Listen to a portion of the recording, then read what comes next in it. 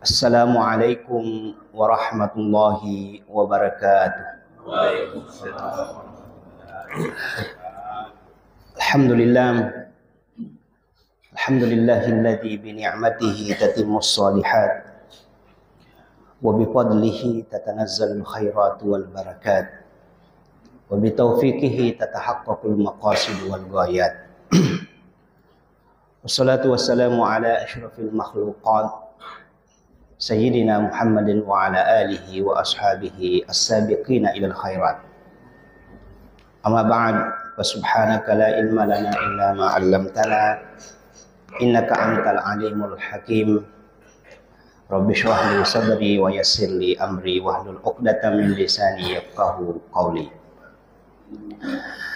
Jemaah subuh yang dimuliakan oleh Allah Subhanahu wa taala. Alhamdulillah, pada subuh kali ini kita diberi oleh Allah Subhanahu wa taala kesehatan yang fit, umur yang panjang, dan iman yang kuat di dalam dada kita, sehingga kita memudahkan langkah kita untuk datang ke masjid ini dalam rangka mengimplementasikan rasa syukur kita kepadanya. Ada banyak nikmat yang diberikan oleh Allah Subhanahu wa taala kepada kita, dan itu kalau kita mau hitung-hitung nikmat itu, kita tidak mampu untuk menghitungnya. Umur yang panjang yang saya lihat orang tua kami di sini, itu adalah nikmat yang besar dari Allah Subhanahu wa taala. Karena kita tidak semua diberi umur yang panjang itu. Kesehatan yang fit itu juga bahagian nikmat yang diberikan oleh Allah Subhanahu wa taala, patut untuk kita syukuri. Karena inilah nikmat kesehatan itu yang sering dilupakan oleh manusia. Kata Nabi, ni'matani maghbunun ala katsirin minan nas. Ada dua nikmat yang sering dilupakan oleh manusia itu. As-sihhatu, kesehatan, wal faragu, dan waktu luang. Kesehatan itu baru kita tahu nikmat kesehatan itu ketika kita mau melangkahkan kaki ke masjid, kita tidak mampu melangkahkan kaki kita.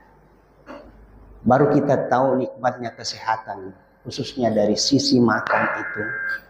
Ketika kita mau memakan sesuatu, kita tidak mampu memakannya. Nikmat lidah baru kita tahu ketika kita terkena penyakit sariawan. Nikmat tangan kita tahu ketika kita mau angkat, ambil sesuatu di atas lemari, kita tidak mampu untuk mengambilnya. Yang kedua adalah al-faragu, waktu luang kita. Semua orang pada sibuk, tetapi ketika kita mampu menyisakan sebahagian waktu kecil kita untuk datang ke masjid ini, itu adalah nikmat yang besar yang patut untuk kita syukuri bersama. Hadirin yang dimuliakan oleh Allah Subhanahu wa taala, maka salah satu bahagian implementasi dari rasa syukur kita kepadanya itu adalah dengan beribadah kepada Allah Subhanahu wa taala. Maka pada hakikatnya bapak-bapak dan ibu-ibu datang ke masjid ini itu adalah implementasi dari rasa syukur kita kepada Sang Pencipta.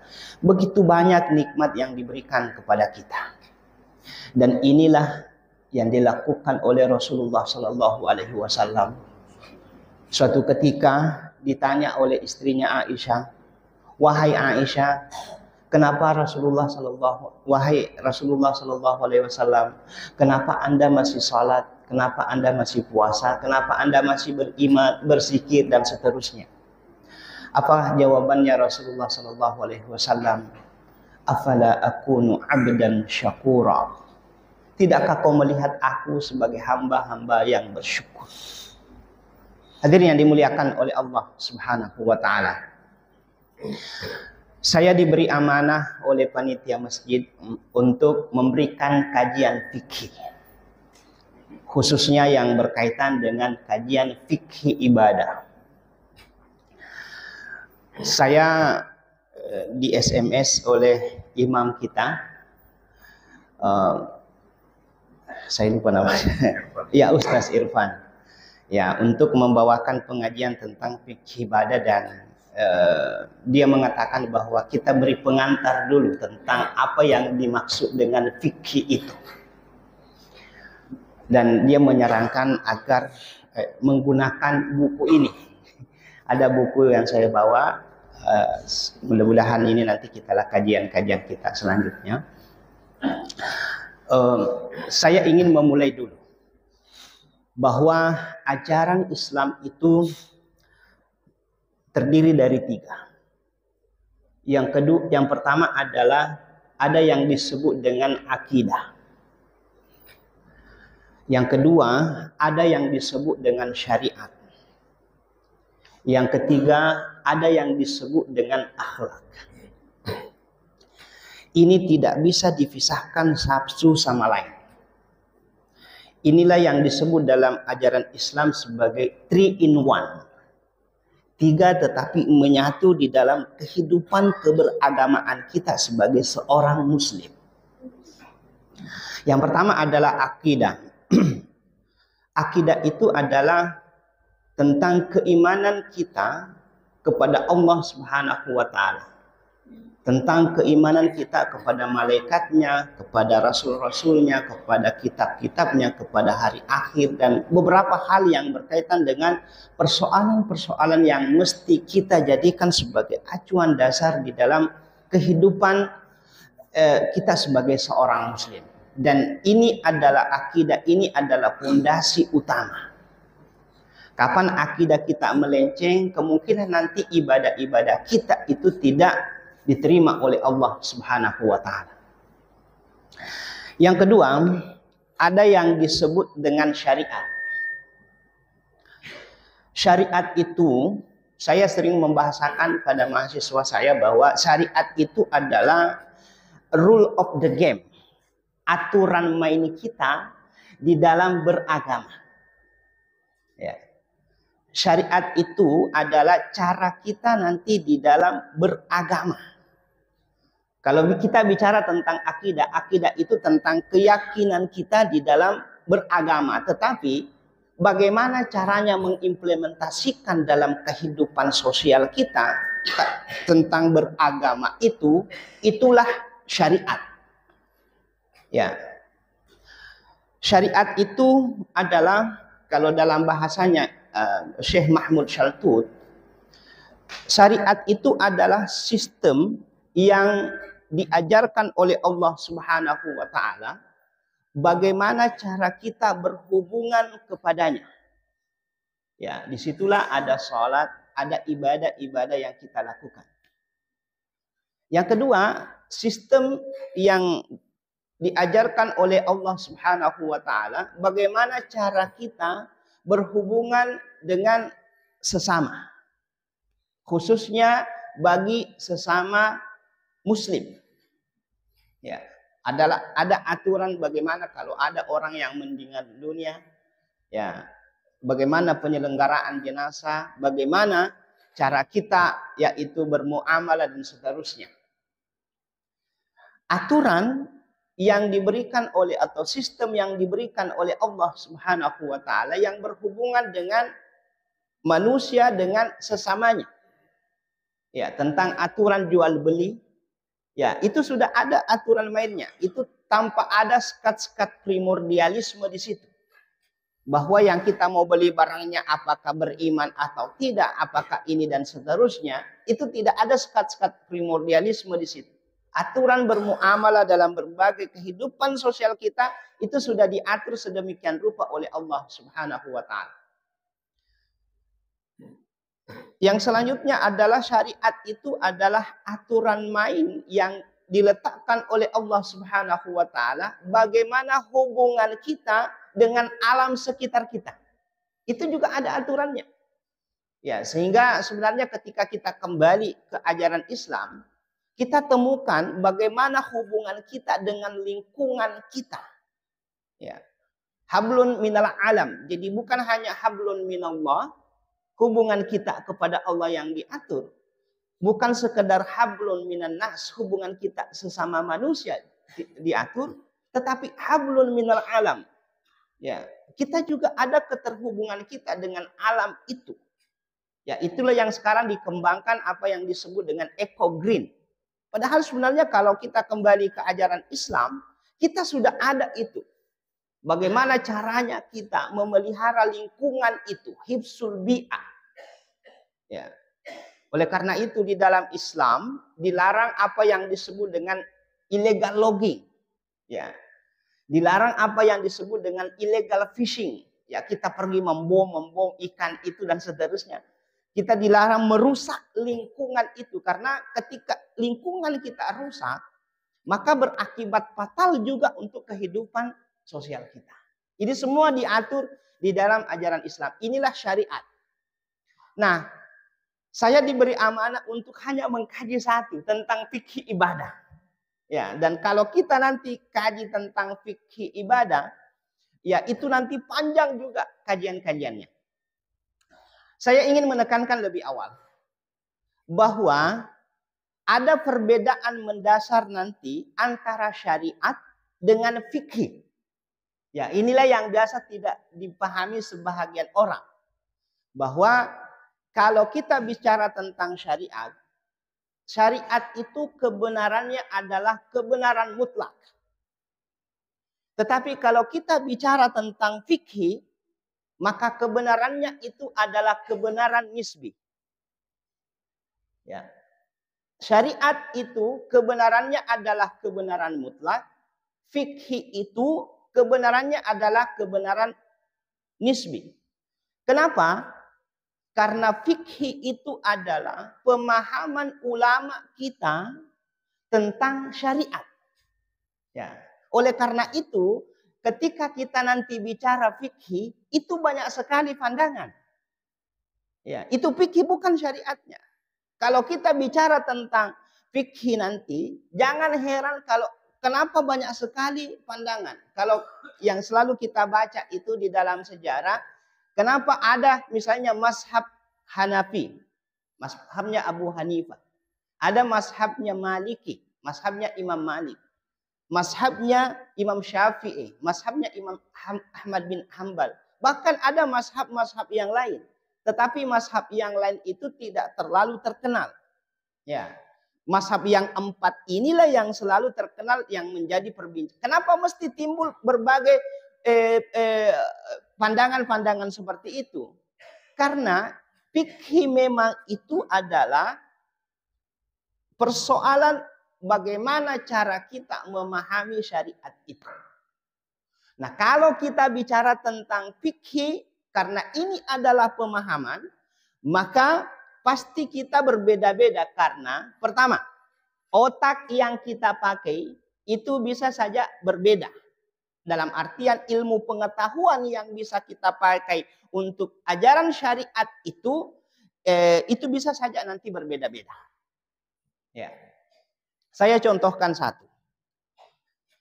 Misalnya, Allah Subhanahu wa taala berfirman, "Ya ayyuhalladzina amanu," wahai orang-orang yang beriman, "idza kuntum ilas sholati," jika kalian ingin salat, mendirikan salat, "fagsilu wujuhakum," ya, basuhlah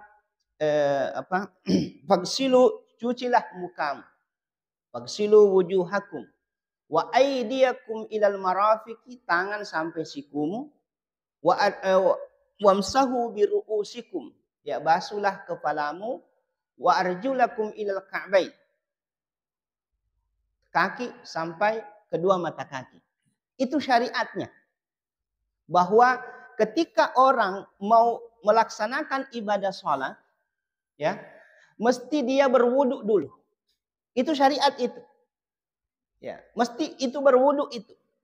Oleh karena itu nanti, bapak-bapak, ibu-ibu, ketika ada pemahaman yang masuk di kita bahwa salat itu boleh tidak berwudu, jangan percaya. Pas salah itu. Ya, pasti salah. Karena ini syariat. Ya. Ingat bahwa ini kan sering tidak perlu berwudu. Ya, kan kita sudah suci dari awal. Keliru itu. Karena ini sudah Itulah saya katakan tadi bahwa fikih atau syariat itulah rule of the game. Aturan main kita di dalam beragama. Maka ketika dia menjadi melengket menjadi aturan main di dalam beragama, mesti kita melalui proses itu. Karena saya selalu menganggapnya bahwa syariat itu adalah SOP kita di dalam beragama. Standar operasional prosedur kita. Tidak boleh, ada orang mengatakan diterima ke sholatnya orang kalau tidak berwudu. Yakin saja tidak diterima. Karena Anda tidak melalui SOP-nya. Ya, maka itu ajaran syariat kita mengajarkan bahwa ketika Anda mau sholat, kita mesti berwudu. Ya, maka sekali lagi saya katakan kalau ada ajaran-ajaran yang masuk, biasanya tarekat-tarekat yang masuk itu mengajarkan bahwa tidak perlu berwudu dalam sholat, jangan ikuti. Pasti endingnya itu tipu-tipu. Pasti itu aliran sesat. Pasti itu aliran yang tidak dibolehkan dalam ajaran agama. Itu satu. Jadi kita mesti berwudu. Nah, faksilu wujuhakum. Basuhlah, cucilah mukamu. Nah, ini sudah masuk dalam ranah fikih. Ya. Apa yang disebut dengan muka? Sampai di mana batasannya muka? Nah, disitulah ada orang di antara mazhab-mazhab kita, ulama kita itu berbeda. Yang dimaksud dengan muka sampai di mana? Ya, itu. Jadi semua ulama kita sepakat bahwa wajib untuk mencuci muka dalam wudhu. Ya. Tetapi nanti batasan yang disebut dengan muka itu berbeda-beda. Ya. Yang kedua, setelah kita muka membasuh, yaitu tangan sampai siku. Ya, oke. Kepala. Kepala ini yang dibasuh sebahagian atau keseluruhan. Ya, muncul itu perbedaan. Ya, sehingga jangan heran kenapa misalnya di dalam berwudu itu ya ada yang mengusap secara keseluruhan, ada yang mengusap sebahagian. Ya, itu karena yang dimaksud dengan kepala itu apakah secara keseluruhannya atau dia hanya sebahagiannya. Dan kita lihat dalam praktik Rasulullah SAW juga pernah dia mengusap sebahagiannya, pernah mengusap secara keseluruhan. Ya, sehingga jangan heran nanti kalau di dalam praktik berwudu saja kok banyak sekali versi. Ya, seperti itulah yang dipahami oleh sebahagian kita. Yang pada intinya ketika nanti ada yang berwudu tidak membasuh kepalanya, pasti tidak sah wudunya. Ya, itu. Ya. Kaki. Ya, kaki sampai di mana batasan kaki? Itu sampai misalnya ilal ka'bain. Ya, tetapi Rasulullah menganjurkan untuk di atasnya. Kalau siku misalnya sampai siku, Rasulullah menganjurkan yang disebut dengan al-muhajjalin. Ya, itu. Nah, semua ulama sepakat bahwa ini 4 hal di dalam berwudu itu adalah wajib dibasuh. Ya, tetapi batasan-batasannya itulah masuk di dalam ranah fikihnya. Ya, oke. Jadi di dalam beragama, saya katakan tadi bahwa syariat itu adalah sesuatu yang mutlak, fikih itu adalah sesuatu yang nisbi. Karena fikih itu adalah pemahaman kita terhadap syariat. Jadi bukan kebenaran mutlak dari berfikih itu. Jadi kalau ada orang yang mau memaksakan juga yaitu pandangannya, menganggap bahwa pandangannya lah paling benar di dalam beragama, ya tunggu dulu. Kita mesti diskusikan dulu sampai di mana selama yaitu ranah fikih. Ya. Yang kedua, perbedaannya dengan syariat itu bersifat otoritas.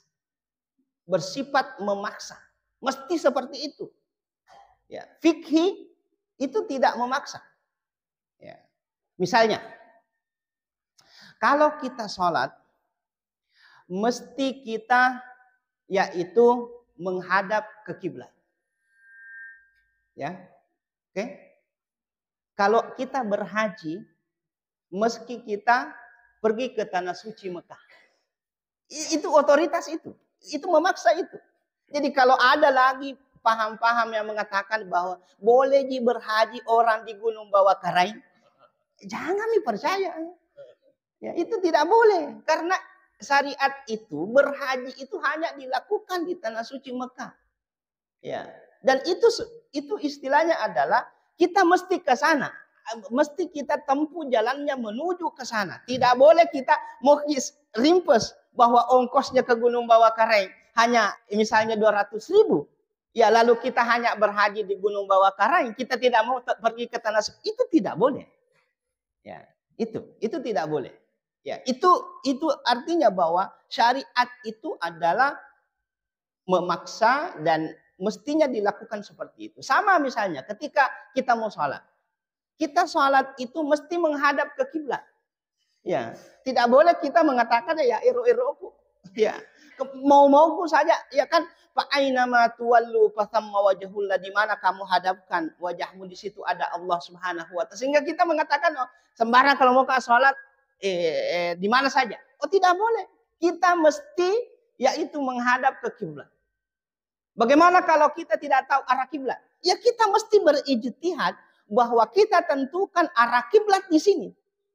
Ya, tidak boleh kita dengan ini bahwa dengan sendirinya bahwa ya sembarang saja. Oh, tidak boleh dalam ajaran agama. Itu sifatnya bahwa syariat itu ada otoritasnya.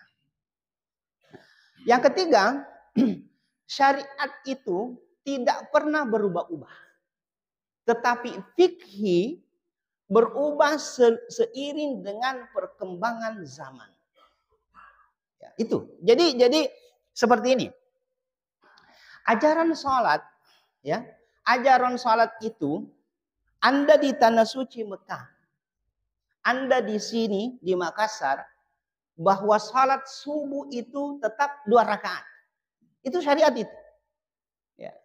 Tidak boleh Anda katakan seperti ini, bahwa sholat subuh, ya karena enak-enak kita sholat subuh, Anda mau tambah 1 rakaat. Ini karena saya bangun, enak-enak kurasa salat. Saya mau tambah menjadi 3 rakaat. Oh, tidak boleh. Ya. Anda capek, misalnya dari kantor. Sholat duhur 4 rakaat. Anda mau diskon menjadi 2 rakaat. Oh, tidak boleh. Ya. Anda mesti kerjakan sesuai dengan aturan main yang ada di dalam pelaksanaan ajaran agama kita. Itulah syariat itu. Ya. Tetapi nanti fikihnya itulah nanti yang berubah-ubah. Ya. Salat kita mesti berdiri. Ya, mesti berdiri. Bagi orang yang mampu berdiri. Tidak sah salatnya itu kalau ada orang yang mampu berdiri lalu dia salat capek Kak kurasa. Tapi dia mampu berdiri, duduk maka oh tidak sah itu salatnya. Ya. Tetapi selalu mengikuti yaitu kondisi seseorang. Ya, bahwa ajaran agama kita itu selalu memberikan jalan keluar dari seluruh yang kita hadapi. Ya, misalnya Bapak yang tidak bisa berdiri, ya salatlah dengan duduk. Ya, itu solusinya. Dalam artian salatnya tidak boleh kita tinggalkan, tetapi proses pelaksanaannya boleh sesuai dengan tingkat kemampuan seorang hamba itu mengimplementasikan syariat itu. Ya, inilah ajaran agama kita bahwa di dalam beragama itu selalu ada prinsip memudahkan. Ad-dinu yusrun. Ya, beragama itu mudah. Dalam artian beberapa ajaran agama yang tidak mampu untuk kita laksanakan dengan sempurna kalau ini karena ada uzur syar'i namanya, karena kita sakit, karena kita ini dan seterusnya, maka kita yaitu laksanakan sesuai dengan kemampuan kita. Itulah al-istita'ah. Maka semua pembebanan ajaran agama kembali itu kepada apa yang disebut dengan sesuai dengan kemampuan hamba melaksanakan yaitu ajaran agama itu dengan sempurna. Ya, maka misalnya sholat tidak mampu kita berdiri, sholat dengan duduk. Puasa karena kita sakit, jangan puasa. Ya haji Jangan dipaksakan juga bahwa kita berutang baru kita pergi aja. Jangan, karena itu juga tidak nanti yang disebut istita'ah itu adalah ketika kita mampu untuk melaksanakan itu. Ya. Kita juga tidak dituntut nanti di akhirat. Kenapa kau tidak berhaji? Ya, entah. Ya, misalnya karena saya tidak punya uang, Tuhan itu tidak menuntut. Yang dituntut nanti oleh Tuhan itu orang yang memiliki kemampuan, lalu dia tidak pergi. Ya itu, ya karena Anda sudah diberi rezeki yang banyak dan seterusnya, ya baru Anda tidak laksanakan. Ya itu yang ada dalam perbedaan mendasar antara syariat dengan fikih itu. Jadi fikih syariat itu tidak pernah berubah-ubah. Fikih itu selalu berubah sesuai dengan kondisi, waktu dan seterusnya. Bahkan Ibnul Qayyim Al-Jauziyah di dalam bukunya I'lamul Muwaqqi'in an Rabbil Alamin dia mengatakan tagayyurul fatwa bitagayyuril azminati wal amkinati wal ahwali wal niyat wal awaidi wan niyat. Wan niyati wal awaid. Perubahan-perubahan fatwa itu bisa karena persoalan waktu, persoalan tempat, persoalan kondisi, persoalan niat, dan persoalan tradisi-tradisi yang mengemuka di dalam masyarakat. Maka dalam berfikih itu adalah inilah tingkat fleksibilitas dari ajaran agama yang kita anut itu. Yang ketiga, dari syariat kita, ajaran agama kita, ada yang disebut dengan akhlak. Akhlak itu sebenarnya adalah bukti konkret setelah iman kita bagus dan pelaksanaan ajaran agama itu bagus dalam kehidupan kita. Ya, tercermin dari akhlak-akhlak itu ketika kita sudah mampu menginternalisasi keimanan di dalam diri kita dan mencoba untuk mempraktekkan yaitu ajaran agama dengan bagus. Ya, dan ini sebenarnya kalau kita mau kaji secara mendalam bahwa ketika orang bagus dari sisi keberagamaannya itu terlihat nanti dari sisi akhlaknya. Maka ketika ada orang misalnya rajin sholatnya dan seterusnya, lalu selalu baku bombekan dengan tetangganya, pertanyakan itu juga sholatnya. Ya itu mesti dipertanyakan karena semua inti dari ajaran agama itu kan semuanya kita mau dibentuk menjadi pribadi-pribadi yang memiliki akhlak yang bagus. Endingnya itu ke situ. Ya, yang kalau dalam bahasa agama itu selalu berderetan antara iman, Islam, dan ihsan. Ya, iman itu ada pada akidahnya, Islam itu ada pada syariatnya, ihsan itu ada pada akhlaknya. Ya, maka ketika kita lihat bahwa dalam implementasi ajaran agama yang bagus, itu endingnya itu adalah menghasilkan pribadi-pribadi Muslim yang notabene memiliki akhlak yang bagus. Ya. Maka ketika misalnya ada orang yang bagus sholatnya, tetapi masih membuang sampah sembarangan, itu dipertanyakan sholatnya itu. Ya. Karena Anda tidak mencintai yaitu lingkungan Anda. Ya. Anda membuang sampah sembarangan dan seterusnya, itu bukan ciri orang muslim yang bagus. Ya karena Islam itu selalu mengajarkan kita tentang kebersihan.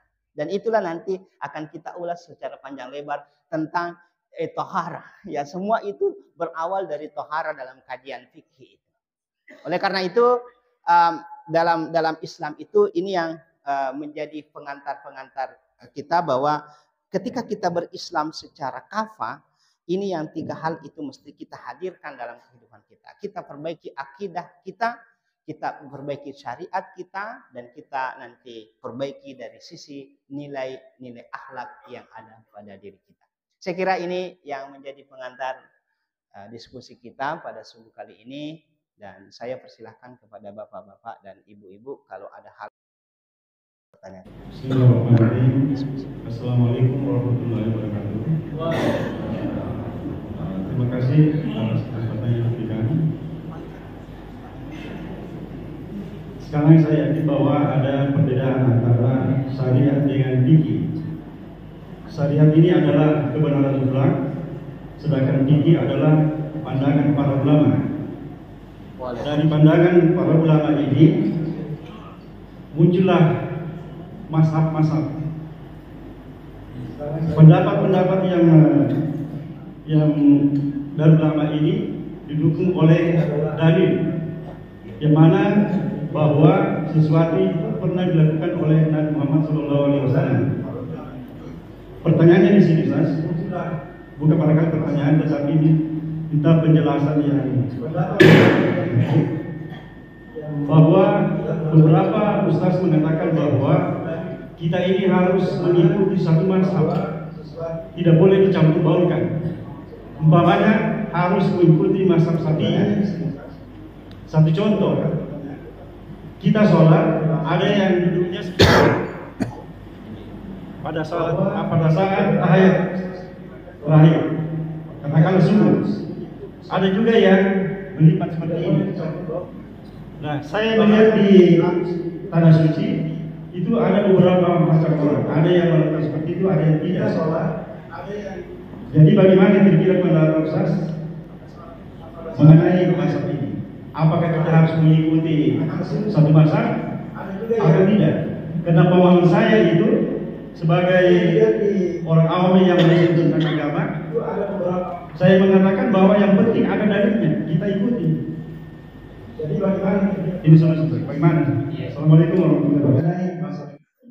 Terima kasih atas pertanyaannya. Apakah kita mesti konsisten di dalam satu mazhab? Ya. Jadi ada yang berpandangan seperti ini bahwa sebaiknya kita konsisten, sebaiknya, tetapi bukan berarti kita tidak boleh beralih ke pandangan-pandangan yang lain. Kenapa mesti muncul misalnya perbedaan seperti itu? Sebenarnya adalah ingin memberikan sebuah kemudahan di dalam mempraktikkan ajaran agama itu. Saya selalu melihatnya bahwa perbedaan ulama kita itu adalah kita jadikan sebagai bahagian bahwa itu adalah kasih sayang Tuhan kepada kita. Nabi mengatakan ikhtilafu ummati rahmah. Perbedaan umatku itu adalah rahmat. Ya. Jadi semua perbedaan-perbedaan itu bawalah ke yang rahmah. Ya. Tetapi sering kita di Indonesia itu justru perbedaan pendapat itu nikmat, bencana. Ya. Kita mau seakan-akan nanti muncul bahwa kalau tidak mengikuti sama seperti kita, itu adalah bid'ah atau salah. Padahal sebenarnya pandangan tentang itu banyak. Seperti yang tadi dicontohkan, ya. Jadi bahkan ada ulama kita mengatakan terkadang kita mesti keluar dari pola perbedaan pendapat itu. Bahkan itu dibolehkan. Dalam kaidah fikih dikatakan al-khuruju minal khilafi mustahabun. Keluar dari beda pendapat itu disunnahkan. Ya, saya contohkan. Misalnya, membasuh kepala ketika berwudu itu adalah wajib. Tetapi yang mana dibasuh sebahagiankah atau secara keseluruhan? Saya mengikuti pandangan-pandangan kiai saya di pesantren. Ketika dia berwudu, dia itu ketika pertama dia secara keseluruhan. Tetapi yang kedua dan yang ketiga itu adalah sebahagian. Itu bukan menjadi masalah. Itu kita keluar dari pola perbedaan. Karena kita tidak tahu siapa yang paling benar. Karena semua ada dalilnya. Ya. Jadi semua ada dalilnya, Pak. Yang sama tadi. Sholat subuh. Apakah duduk iftirash atau duduk tawarruk? Ya.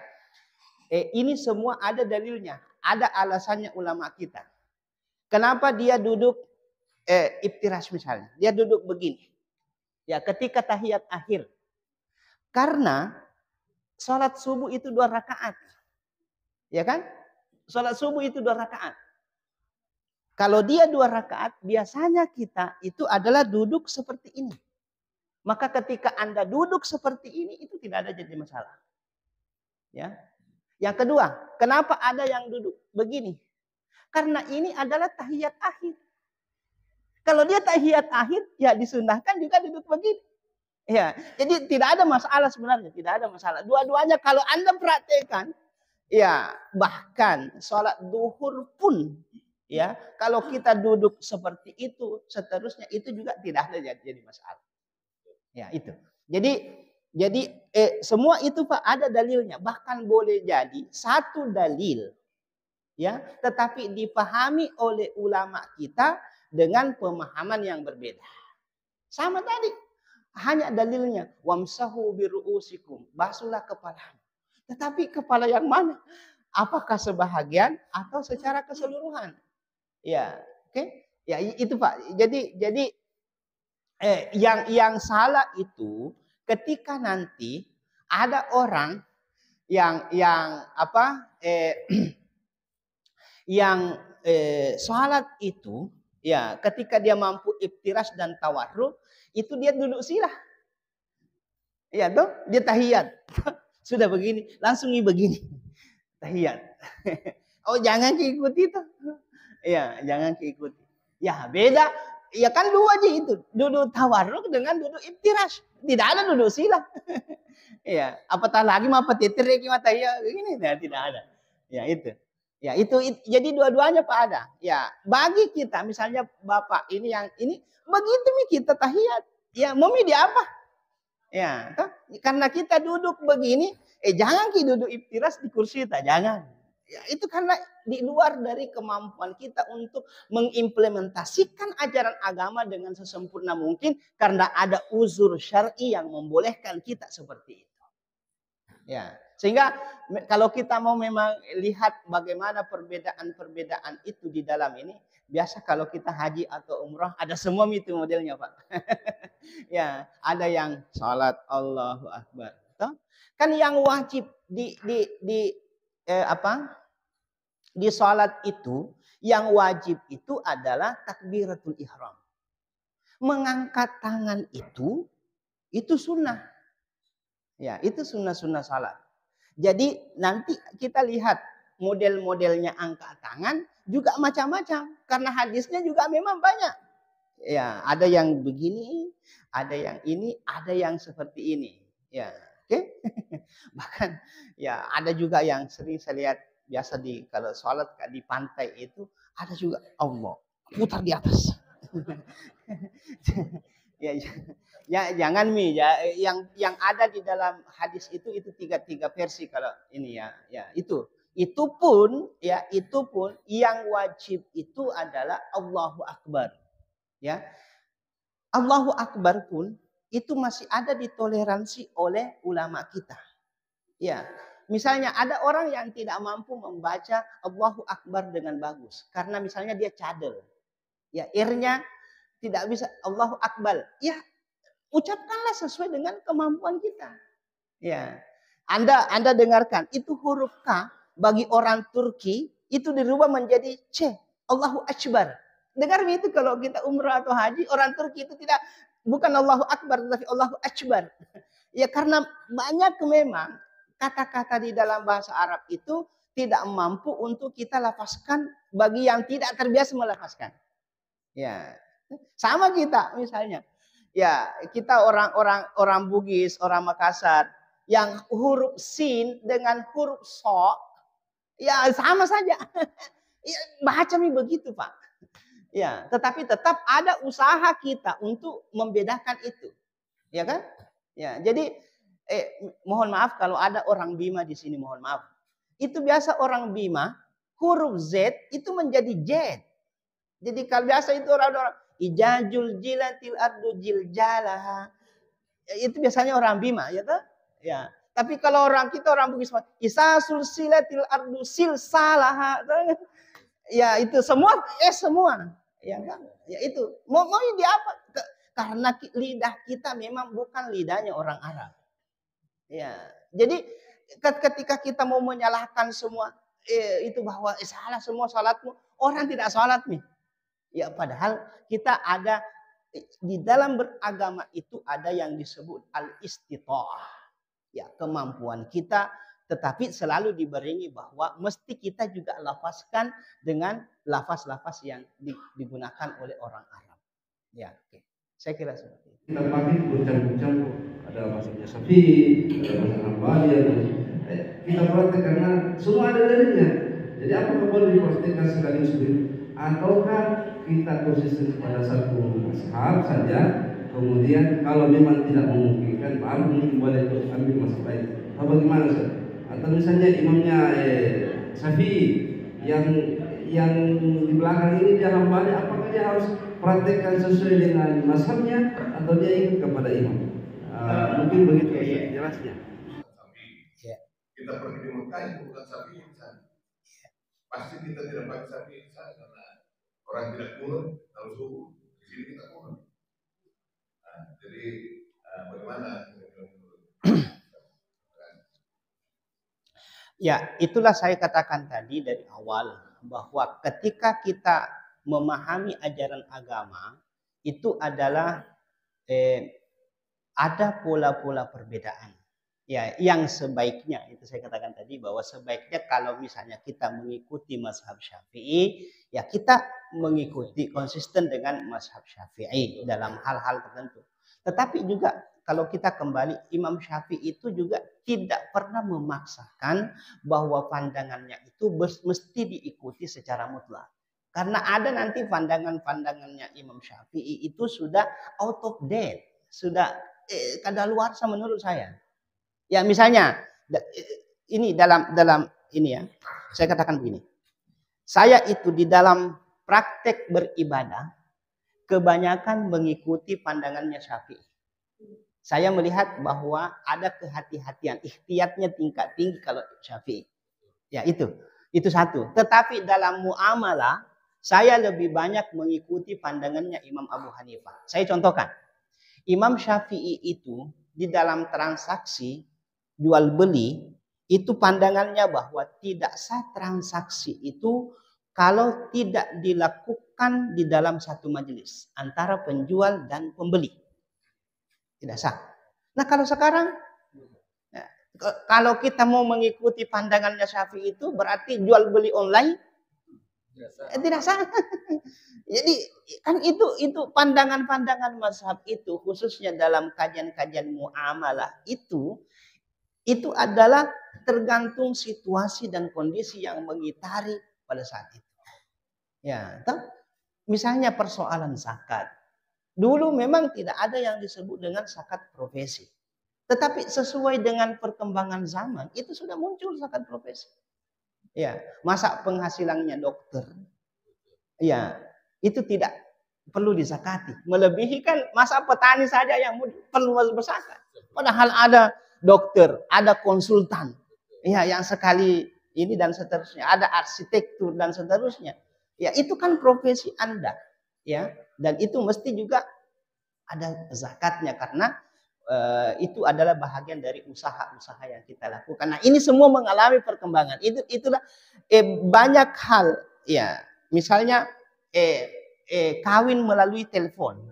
Dulu pada masa Nabi ya tidak ada itu, tapi karena adanya yaitu teknologi yang membuat itu menjadi kita lebih memudahkan, maka itulah nanti yang mengantar kita mesti menyesuaikan diri kita dengan perkembangan-perkembangan sama. Selama tidak keluar dari koridor yang diharamkan. Ya toh? Misalnya ketika misalnya ada perkawinan lewat telekonferensi, ya kan? Ya, yang itu kalau misalnya tidak ada saksi dan walinya dan seterusnya, nah itu tidak boleh. Tetap ada wali dan ada saksi meskipun dalam bentuk telekonferensi. Ya, inilah perkembangan zaman yang ini.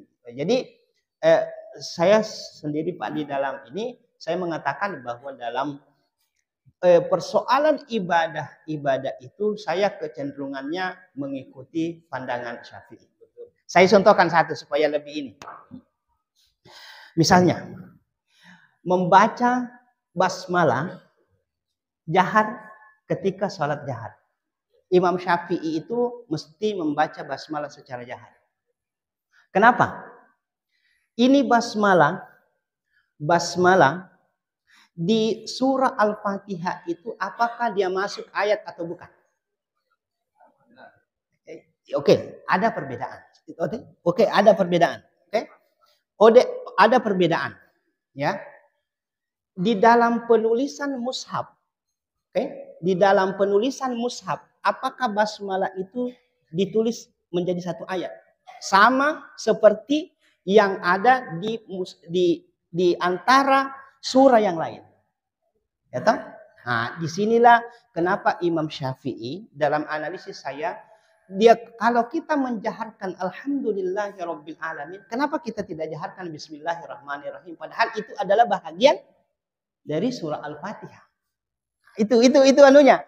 Adapun yang lain mengatakan bahwa semua bismillah itu, Imam Malik khususnya, semua bismillah itu bukan ayat dari Al-Quran.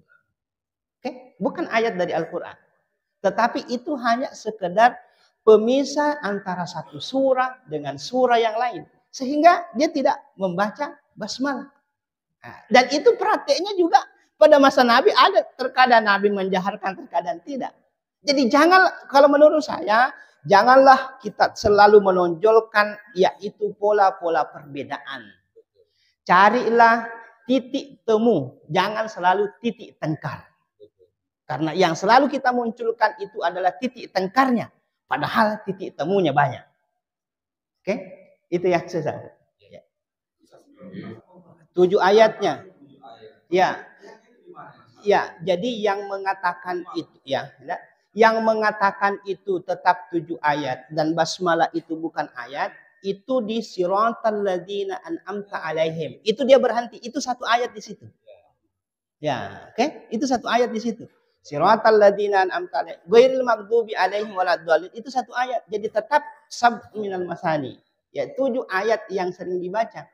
Nah, itulah kita temukan bahwa jumlah ayat di dalam Al-Quran itu yang sering kita pahami 6.666 ayat. Bagi yang menghitung tadi yang seperti itu. Ada yang mengatakan 6.240 sekian. Ya, toh? Ya, dalam satu versi. Karena persoalan itu ada yang melihat bahwa ini ayat-ayatnya yang mengatakan basmalah itu bukan bahagian dari ayat. Ada yang mengatakan ini yang dipotong, ini yang dipotong. Ya, itu jadi tetap 7. Tetapi itu tadi yang memisahkan basmalah itu, menjadikannya itu siratal ladzina an'amta alaihim, itu berhenti menjadi satu ayat. Ya. Saya pandangan saya seperti ini. Jadi terkadang kita mesti menyesuaikan sesuai dengan kondisi yang ada. Saya mengatakan begini. Misalnya, dalam pandangan Syafi'i bahwa kunut subuh itu dia menjadikan sebagai kelaziman. Ya. Maka ketika Anda menjadi makmum, ya harus mengikuti imam. Ya, bedanya ketika yang tidak kunut, ya, yang menjadi imam, Anda di belakang yang konsisten bahwa ini adalah Syafi'i harus kunut, jangan Anda kunut. Jangan Anda kunut. Ya, toh? Ya, karena yang menjadi patokannya itu adalah pada imam. Di sinilah bagusnya itu Islam, satu komando. Ya, satu komando itu. Ya, satu komando. Itu enaknya ajaran Islam, bahwa kita itu adalah satu komando. Maka kalau imamnya seperti ini, ya itu adalah makmum yang mengikuti, ya itu imam. Ya, oke. Maka ketika Bimbas ditanya tentang bagaimana kalau saya ini bukan penganut yang biasa kunut, lalu salat bersama dengan orang yang kunut, dia mengatakan bahwa kunutlah bersama dengan orang-orang yang kunut untuk kita menyatukan hati kita bersama. Sekali lagi bahwa kita yang ketika dipimpin imam yang tidak kunut, Jangan tosif di belakang juga. Ikuti misalnya imam karena itu tidak berpengaruh dari sah atau tidaknya dari salat kita. Saya lebih kecenderungannya seperti itu. Ya. Kembali ya, jelas tadi itu masalah ini sampai dan misalnya kita sendiri dalam sholat, apakah itu tidak kita boleh campur-campur itu masuk dalam ibadah kita? Sekali lagi saya katakan bahwa ketika Anda memahami bahwa seperti ini Syafi'i misalnya, konsistenlah dengan Syafi'i Anda, tetapi tidak menutup kemungkinan ada hal-hal tertentu yang bisa kita keluar dari karena kondisi kita tidak seperti itu. Ya kita beragama itu adalah kita mau enjoy beragama. Ya saya lebih ini ya, maksud saya begini, bukan berarti memudah-mudahkan ajaran agama dan seterusnya, tetapi pada prinsipnya bahwa kita beragama itu kita laksanakan ibadah dengan seenak mungkin. Ya karena tujuannya kita adalah kepada Allah Subhanahu wa taala. Ya intinya adalah kepada Allah Subhanahu wa taala. Ya. Jadi dalam hal-hal tertentu ya kita bisa hal yang seperti itu yang bisa kita lakukan. Ya. Saya kira untuk pertemuan kita cukupkan dan marilah kita berdoa kepada Allah Subhanahu wa taala. Mudah-mudahan pengajian kita mendapatkan berkah di sisinya. Bismillahirrahmanirrahim. Alhamdulillahirabbil alamin. Wassalatu wassalamu ala rasulihil amin wa ala alihi wa ashabihi ajmain. Allahumma anfa'na bima 'allamtana wa 'allimna ma yanfa'una warzuqna ilman yanfa'una. Allahumma arzuqna fahman nabiyyin wa hifzal mursalin wa ilhamal malaikatil muqarrabin bi rahmatika ya arhamar rahimin. Allahumma faqihna fid din wa 'allimna ta'wil. Allahumma faqihna fid din wa 'allimna ta'wil. Allahumma faqihna fid din wa 'allimna ta'wil. Allahumma a'inna ala dzikrika wa syukrika wa husni ibadatik. Ya Allah, bantulah kami untuk selalu berzikir mengingat-Mu. Bantulah kami untuk selalu mensyukuri segala nikmat-Mu. Bantulah kami untuk selalu memperbaiki ibadah-ibadah kepadamu. Allahumma arzuqna hubbak wa hubba man yuhibbuk wa hubba kulli amalin yuqarribuna ila hubbik. Ya Allah, anugerahkanlah kami cintamu. Cinta dari orang-orang yang mencintaimu dan mencintai segala amal kebajikan yang mendekatkan kami kepada cintamu. Ya Allah, ya Ghaffar, ampunilah segala dosa dan kesalahan kami. Ampunilah segala dosa dan kesalahan kedua orang tua kami. Ampunilah segala dosa dan kesalahan keluarga dan handai tolan kami. Ampunilah segala dosa dan kesalahan orang-orang yang telah mewakafkan sebahagian hidupnya untuk kejayaan agama, bangsa dan negara kami. Rabbana atina fid dunya hasanah wa fil akhirati hasanatan wa qina adzabannar. Wassallallahu wasallam alaihi walhamdulillahi rabbil alamin. Al-Fatihah.